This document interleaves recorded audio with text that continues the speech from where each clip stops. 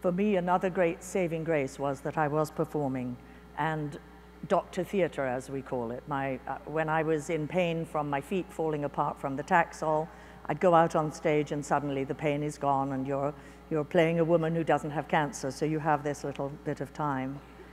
All through the 6 months of treatment, I met such wonderful people at Memorial Sloan Kettering, and on my very last day of radiation treatment, my daughter always said to me, "Mum, don't smile. I'm so used to putting on a sort of, for a photograph, a kind of showbiz smile." And she said, "You mustn't do your showbiz smile. Just don't do anything. Just do nothing." And on my last day of radiation, I was so happy this was going to be the end of treatment. I said, I had all these flowers to give the women who ran the radiation room, the technicians, and I said, "Please let me smile because I am so happy." And I think that's the image you're seeing now. What I've learned is that it doesn't really seem to me the point anymore how long I live. That seemed to me so important. I've got things to do and places to go and children to see grow and grandchildren to see grow. And yes, I want all that. I'm extremely greedy. I love life. I have a spectacular life now, just spectacular, because of all the reasons that I've told you. And now I know that it's not how long I live, but how I live each moment and how I reach out to others. And perhaps I was one of those ones who got cancer who didn't have a history of it, because as an actor, and a well-known actor, I suppose you could say, I have a forum. I get asked to something amazing like the Synod, and will I get up and talk and perhaps tell my story? I admire the UCC so tremendously. I knew nothing about you, as I say, 4 years ago. I've learned a lot along the way, and as Melinda told you, I have found other wonderful, I go online when I'm on tour and check out what UCC church I can reach and get to the matinee, because we, like ministers, we actors usually do a matinee on Sundays, so it's really kind of same difference, And I remember saying to Melinda, "I'm so sorry, I can't come to church today, I've got a matinee." She said, "Well, I work Sundays too."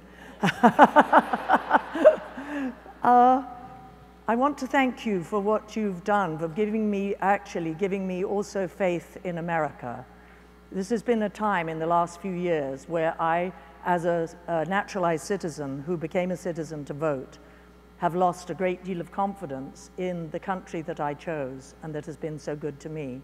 But the UCC and what you believe in and what your diversity gives me faith that I said to somebody the other night, if the UCC ran this country, we'd be okay.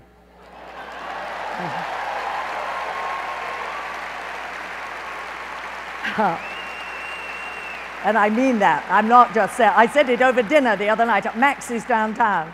I'd like to end with something that I'm sure you know, and that means a great deal to me, and that is the 23rd Psalm.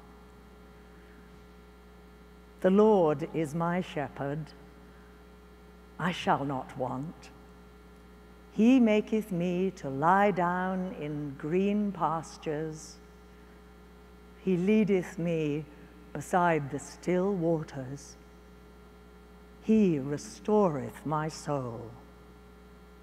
He leadeth me in the paths of righteousness for his name's sake.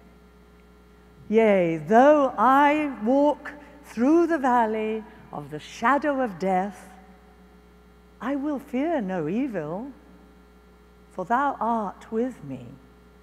Thy rod and thy staff, they comfort me. Thou preparest a table before me in the presence of mine enemies. Thou anointest my head with oil. My cup runneth over. Surely goodness and mercy shall follow me all the days of my life, and I will dwell in the house of the Lord forever. I thank you so much.